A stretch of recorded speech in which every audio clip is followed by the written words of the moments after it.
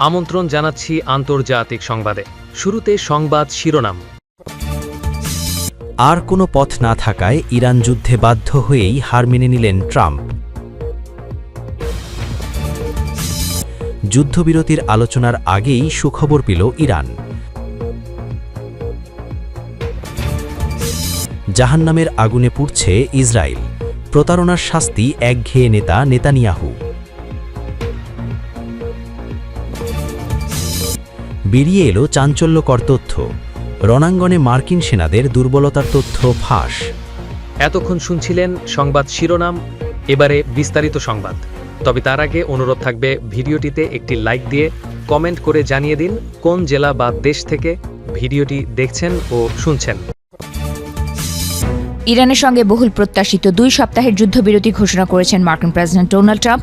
আর এই যুদ্ধবিরতিকে আমেরিকার পরাজয় হিসেবে দেখছেন অনেকে, আবার অনেকের মতে জেনে বুঝেই পরাজিত হয়েছেন ট্রাম্প। যুদ্ধবিরতি ঘোষণা করে ইরানের কাছে নতি স্বীকারের ভান করছেন তিনি। ইরানের যুদ্ধ নিয়ে ট্রাম্প এমনই ষড়যন্ত্র করেছেন বলে মনে করছেন চীনের প্রেডিক্টিভ হিস্ট্রির উপস্থাপক অধ্যাপক জুয়েকিন জিয়াং। ইউটিউবে নতুন একটি ভিডিওতে জিয়াং দাবি করেন, মার্কিন প্রেসিডেন্ট ট্রাম্প ইচ্ছাকৃতভাবেই আমেরিকা ও ইরানের যুদ্ধে নতি স্বীকার করতে চান। ইরানের উপর চরম আঘাত নেমে আসতে পারে এমন হুঁশিয়ারি দেওয়ার কয়েক ঘণ্টার মধ্যেই যুদ্ধবিরতির কথা ঘোষণা করেন ট্রাম্প। একে আপাত দৃষ্টিতে লড়াইয়ের সমঝোতা বা পিছু হটার বার্তা বলে মনে হতে পারে, কারণ সরাসরি যুদ্ধে হেরে যাওয়ার পরিকল্পনা করা আমেরিকার মতো সুপার পাওয়ার দেশের রাষ্ট্রপ্রধানের জন্য অত্যন্ত অস্বাভাবিক বলে মনে করছেন তিনি। যুক্তরাষ্ট্রের মতো পরাশক্তির ইচ্ছাকৃতভাবে হেরে যাওয়া মানে বিশ্বমঞ্চে নিজের প্রভাব চিরতরে হারানো। তাই কোনো মার্কিন প্রেসিডেন্টই চাইবেন না তার আমলে আমেরিকার আধিপত্য ক্ষুণ্ণ হোক, কিন্তু সেটাই করতে পারেন ট্রাম্প। জিয়াংয়ের মতে নিজের ও আমেরিকার দীর্ঘমেয়াদী স্বার্থের কথা ভেবে এমন হার মানার নীতি বেছে নিয়েছেন ট্রাম্প। ভিডিওতে এই ষড়যন্ত্র তত্ত্বের ব্যাখ্যা করতে গিয়ে জিয়াং দাবি করেন, পশ্চিম এশিয়ার জ্বালানি অবকাঠামো এবং সরবরাহ লাইনকে কেন্দ্র করে বৈশ্বিক অর্থনীতিতে আমেরিকার মাটি শক্ত করার জন্য ইরানের হাতে যুদ্ধের প্রস্তাব তুলে দিয়েছেন ট্রাম্প। ইরানের সঙ্গে যুদ্ধবিরতি ট্রাম্প হুট করে নেননি, বরং পুরো পরিকল্পনা ট্রাম্প ঠান্ডা মাথায় অনেক হিসাব নিকাশ কষার পর নিয়েছেন বলে দাবি করেন জিয়াং। ট্রাম্পের পররাষ্ট্র নীতির ক্ষেত্রে প্রায়ই ম্যাডম্যান থিওরি ব্যবহারের কথা উল্লেখ করা হয়। এই তত্ত্বটির মূল ধারণা হলো প্রতিপক্ষ রাষ্ট্রকে এটা বিশ্বাস করানো যে ট্রাম্প এতটাই খামখেয়ালি, অস্থির বা আক্রমণাত্মক যে তিনি যে কোনো সময় চরম কোনো পদক্ষেপ নিতেও দুবার ভাববেন না। ট্রাম্পের কৌশলের প্রধান অংশ ছিল ইরানকে সবসময় উদ্বেগের মধ্যে রাখা। তিনি একদিকে যেমন আলোচনার কথা বলতেন, অন্যদিকে সামাজিক যোগাযোগ মাধ্যমে সরাসরি যুদ্ধের হুমকি দিতেন। এই অপ্রত্যাশিত আচরণ ইরানকে সিদ্ধান্ত নেওয়ার ক্ষেত্রে দ্বিধায় ফেলে দিয়েছিল বলে দাবি করেছেন জিয়াং। তাই ট্রাম্পকে ক্ষুরোধার মস্তিষ্কের অধিকারী বলে আখ্যা দিয়েছেন তিনি। জিয়াংয়ের মতে ট্রাম্পের কাছে আমেরিকার বৈশ্বিক আধিপত্য রক্ষার চেয়ে দেশের অভ্যন্তরীণ অর্থনীতিকে শক্তিশালী করাই এই পরিকল্পনার মূল কারণ। আর যুদ্ধ শুরু ও বারবার হুমকির মাধ্যমে ইরানকে ক্লান্ত করা এবং নিজের সম্পদ বাঁচিয়ে রাখাই এখানে ট্রাম্পের মূল উদ্দেশ্য ছিল বলে মনে করছেন তিনি।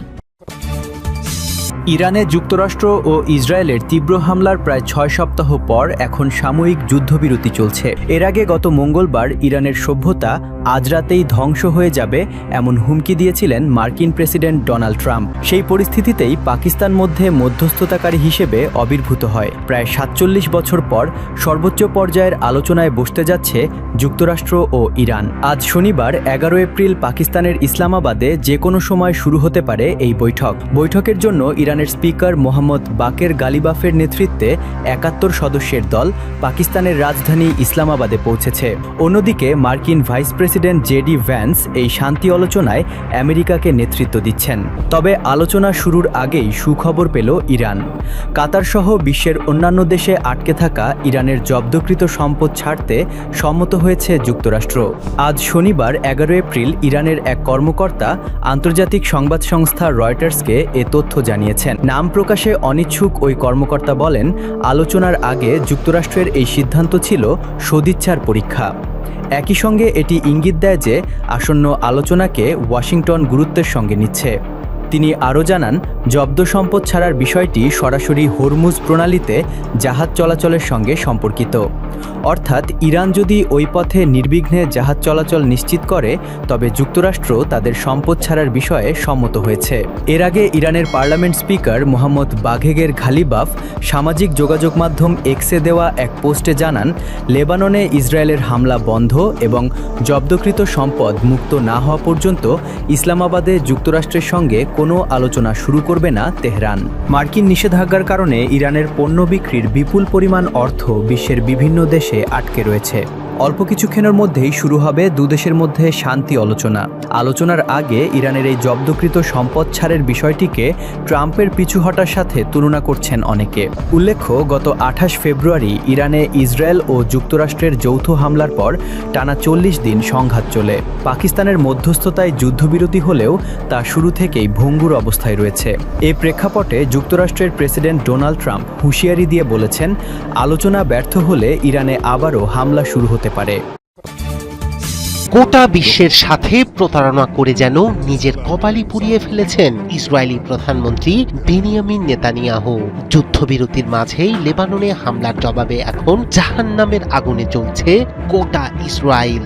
উত্তরের আকাশ চিরে একের পর এক ক্ষেপণাস্ত্র আর আগুনে জ্বলছে সামরিক ঘাঁটি এবং গুরুত্বপূর্ণ অবকাঠামো। সব মিলিয়ে দিশেহারা তেল আবিব। আর এই সংঘাতে কূটনৈতিক ময়দানেও ক্রমে একঘরে হয়ে পড়ছে ইসরায়েল। বিশ্বজুড়ে বাড়ছে চাপ, বাড়ছে সমালোচনা। এরই মধ্যে প্রতিশোধের নেশায় ভয়ঙ্কর রূপ নিয়েছে ইরানি মিত্র লেবাননের সশস্ত্র গোষ্ঠী হিজবুল্লাহ। সশস্ত্র গোষ্ঠীটির পাল্টা আঘাতে জ্বলে উঠেছে দখলদার ইসরায়েল। উত্তরের আকাশে আগুনের রেখা, মাটিতে ধ্বংসস্তূপ। গোষ্ঠীটির দাবি, ইসরায়েলের উত্তরাঞ্চলে কৌশলগত সামরিক স্থাপনা, যোগাযোগ ব্যবস্থা এবং গুরুত্বপূর্ণ অবকাঠামোকে লক্ষ্য করেই এই হামলা চালানো হয়েছে। যদিও ক্ষয়ক্ষতির পূর্ণ হিসাব গোপন করছে নেতানিয়াহু প্রশাসন, তবে স্থানীয় সূত্র বলছে একাধিক স্থাপনায় আগুন ধরে যায় এবং ব্যাপক ধ্বংসযজ্ঞের চিত্র দেখা গেছে। এর আগে যুদ্ধবিরতি ভেঙে দক্ষিণ লেবাননে একদিনে প্রায় 50টি বিমান হামলা চালিয়েছে বেপরোয়া ইসরায়েল। লেবাননের সরকারি বার্তা সংস্থা জানায়, দক্ষিণের হানাওয়াই শহরে হামলায় অন্তত একজন নিহত হয়েছেন। আইতা আল-শাব ও হানিন শহরের আবাসিক ভবন ধ্বংসস্তূপে পরিণত হয়েছে। এর আগেই রাজধানী বৈরুতে ভয়াবহ হামলায় 3 শতাধিক মানুষ নিহত এবং হাজারের বেশি আহত হন। দক্ষিণাঞ্চলীয় নাবাতিয়েতে হামলায় রাষ্ট্রীয় নিরাপত্তা সংস্থার 8 সদস্য নিহত হওয়ার খবরও নিশ্চিত করেছে আন্তর্জাতিক সংবাদ মাধ্যম। যুদ্ধবিরতির মাঝেই এমন হামলায় আন্তর্জাতিক অঙ্গনে ক্রমে একঘরে হয়ে পড়ছে ইসরায়েল। এই হামলার কড়া সমালোচনা করেছে পাকিস্তান। সরাসরি নিন্দা জানিয়েছেন দেশটির প্রতিরক্ষা মন্ত্রী। একই সঙ্গে গভীর উদ্বেগ প্রকাশ করেছে ভারত। নিন্দা জানিয়ে স্পষ্ট বার্তা দিয়েছে এশিয়ার আরেক প্রভাবশালী দেশ জাপান। লেবাননের সার্বভৌমত্ব ও আঞ্চলিক অখণ্ডতার প্রতি সম্মান দেখানোর আহ্বান জানায় দেশটি। ইউরোপ থেকেও উঠে এসেছে সমালোচনার সুর। আয়ারল্যান্ডের পররাষ্ট্রমন্ত্রী বিস্ময় প্রকাশ করে লেবাননে অবিলম্বে যুদ্ধবিরতির আহ্বান জানিয়েছেন। এদিকে লেবাননের পাশে থাকার ঘোষণা দিয়েছে আরব লীগ। মহাসচিব আহমেদ আবুল ঘেইদ এই হামলাকে নিষ্ঠুর আগ্রাসন হিসেবে আখ্যা দিয়ে লেবাননের প্রতি পূর্ণ সংহতি প্রকাশ করেছেন। স্থায়ী সমাধানের জন্য আন্তর্জাতিক আলোচনায় লেবাননকে অন্তর্ভুক্ত করার উপরও জোর দিয়েছেন তিনি। সব মিলিয়ে মধ্যপ্রাচ্যে নতুন করে জ্বলে উঠেছে সংঘাতের আগুন। একদিকে হিজবুল্লাহর পাল্টা আঘাতে কাঁপছে ইসরায়েল, অন্যদিকে আন্তর্জাতিক চাপের মুখে কূটনৈতিকভাবে কোণঠাসা হয়ে পড়েছে তেল আবিব। পরিস্থিতি কোন দিকে গড়ায় সেদিকেই এখন তাকিয়ে পুরো বিশ্ব। আধুনিক রণক্ষেত্রে মার্কিন সামরিক বাহিনীর শ্রেষ্ঠত্ব নিয়ে কারো মনে কোনো সন্দেহ নেই, কিন্তু পর্দার আড়ালে মার্কিন বাহিনীর ভেতরে এক অদ্ভুত এবং গুরুতর সংকট ঘনীভূত হচ্ছে। যুদ্ধক্ষেত্রে ব্যবহৃত যন্ত্রপাতি নিজেরাই মেরামত করতে না পারা বর্তমানে মার্কিন বাহিনীর জন্য একটি বড় চ্যালেঞ্জ হয়ে দাঁড়িয়েছে। আধুনিক যুদ্ধ ব্যবস্থায় যেখানে দ্রুততা এবং সক্ষমতা অত্যন্ত গুরুত্বপূর্ণ, সেখানে এই সীমাবদ্ধতা সামরিক কার্যক্রমকে ধীর করে দিচ্ছে। পাশাপাশি যুদ্ধের ময়দানে মার্কিন বাহিনীকে ঝুঁকির মুখে। গত মার্চে সেনাবাহিনীর কর্মকর্তারা জানান, সামরিক বাহিনীর নিজস্ব মেরামত অধিকার নিয়ে একটি সীমিত আইন প্রস্তাব তৈরি করছেন তারা। আগে এই বিষয়ে বিস্তৃত প্রস্তাব মার্কিন কংগ্রেসের প্রতিরক্ষা সংক্রান্ত আইনে অন্তর্ভুক্ত ছিল। তবে প্রতিরক্ষা নির্মাতা কোম্পানিগুলোর সঙ্গে ঠিকাদারদের চাপের কারণে সেটি চূড়ান্ত আইনে রাখা যায়নি। এই সমস্যার মূল কারণ হলো আধুনিক অস্ত্রশস্ত্রের ক্রমবর্ধমান সফটওয়্যার নির্ভরতা এবং তথাকথিত ভেন্ডর লক পদ্ধতি। বর্তমান সময়ের বেশিরভাগ যুদ্ধ সরঞ্জাম জটিল সফটওয়্যার কোড দ্বারা নিয়ন্ত্রিত। বড় বড় ঠিকাদার প্রতিষ্ঠানগুলো এই সরঞ্জামগুলোর নকশা, সফটওয়্যার ইন্টারফেস এবং টুলসগুলোর উপর নিজেদের একচেটিয়া মালিকানা বজায় রাখে। ফলে যুদ্ধক্ষেত্রে কোনো যন্ত্র বিকল হলে তা মেরামতের জন্য প্রয়োজনীয় সোর্স কোড সেনাদের কাছে থাকে না।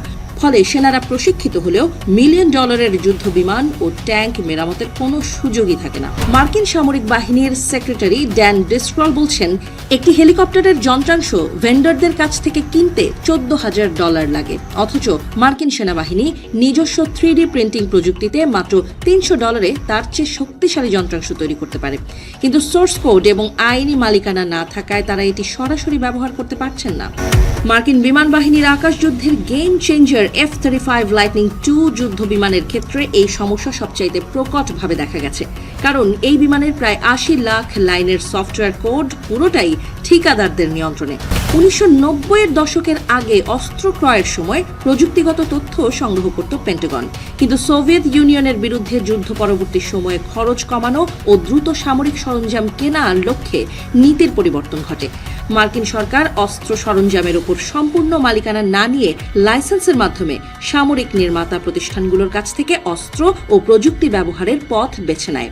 এতে মার্কিন সামরিক বাহিনীর প্রযুক্তির নিয়ন্ত্রণ ঠিকাদারদের হাতেই থেকে যায়। বর্তমানে এই সমস্যা সমাধানে একটি ভারসাম্যপূর্ণ সমাধান খুঁজছে পেন্টাগন। তবে অস্ত্র নির্মাতা প্রতিষ্ঠানগুলোর স্বার্থ এবং বুদ্ধিবৃত্তিক সম্পদের প্রশ্ন এই প্রক্রিয়াকে জটিল করে তুলেছে।